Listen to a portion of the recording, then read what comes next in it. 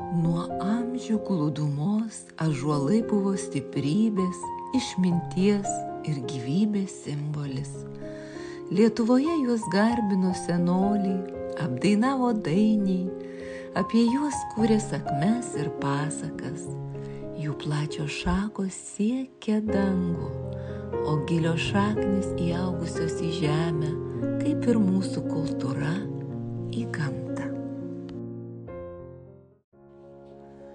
Kartą viena žolininkė, klajodama po laukus, atrado šį didingą ąžuolą.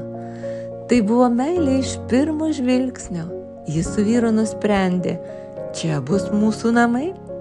Jie įsigijo žemę, įkūrė sodybą, o ąžuolas tapo jų šeimos nariu, tvirtu, amžinu, globojančiu.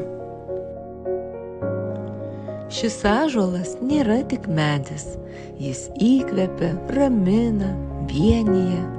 Jo pavėsyje skleidžiasi gyvenimas, čia ruošiamos vaistinės arbatos, vyksta kasdieniai ritualai, kuriamos naujos tradicijos.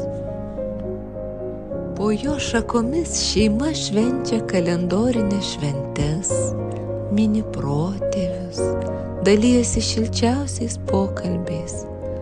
Tai vieta, kur susipina praeitis ir dabartis, kur gamtos ramybė pripildo sielą. Šis ąžuolas mūsų šeimos narys, mūsų draugas, patarėjas, guodėjas.